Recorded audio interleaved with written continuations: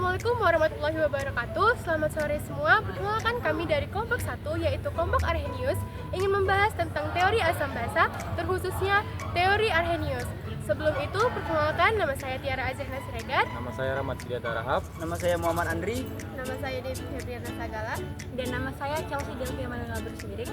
Baik, kami akan menjelaskan tentang teori Arrhenius. Teori Arrhenius adalah teori kimia yang menjelaskan sifat asam dan basa dan mengacu pada perilaku ion dalam larutan berair atau larutan dalam air. Diperkenalkan oleh Steve Arrhenius pada tahun 1887. Teori ini merupakan salah satu dasar dalam memahami reaksi kimia yang melibatkan asam dan basa. Asam Arrhenius adalah zat yang ketika dilarutkan dalam air akan melepaskan ion hidrogen H+ ke dalam larutan. Semakin banyak ion H+ yang dilepaskan, semakin kuat sifat asam tersebut. Contoh, HCl menghasilkan H+ ditambah Cl- dalam air. Asam klorida HCl akan terurai menjadi ion H+. Dan ion Cl- dan ion H+ ini yang membuat larutan bersifat asam.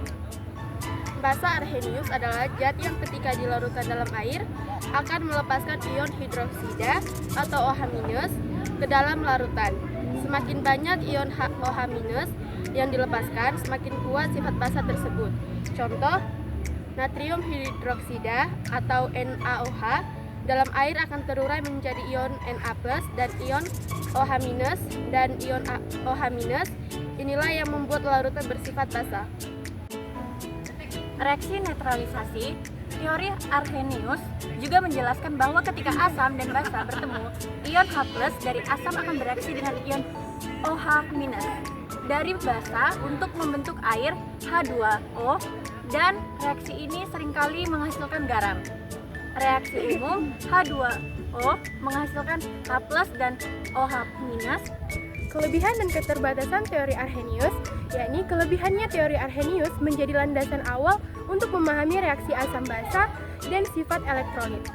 Kemudian keterbatasan dari teori ini hanya berlaku untuk zat yang terlarut dalam air dan tidak menjelaskan asam ataupun basa dari pelarut non-air. Teori ini juga tidak dapat menjelaskan senyawa yang bersifat asam atau basa tanpa adanya ion H+ atau OH- seperti amonia atau NH3 yang bersifat basa tetapi tidak menghasilkan OH- dalam air. Meskipun teori Arrhenius telah digantikan oleh teori yang lebih modern seperti teori Bronsted-Lowry dan teori Lewis, konsepnya masih penting untuk pemahaman dasar dalam teori asam dan basa.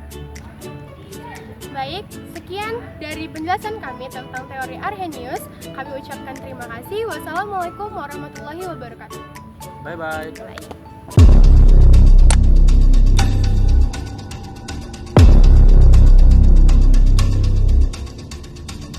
Behind the scene. Hukum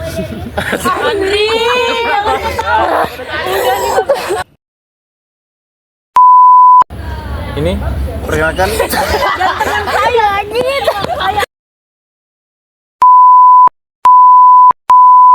Jangan ketawa ya. lah. Tunggu ya.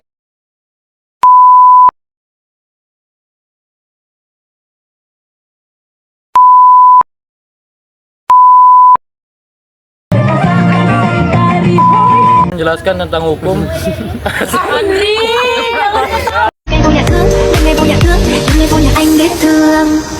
Giây phút em gặp anh là em biết em si tình. Tình tình tình tăng tăng tình tăng tình tình tình tăng tăng tăng. Giây phút em gặp anh là em biết em si tình. Tình tình tình tăng tăng tình tăng tình mình tình tăng tăng tăng.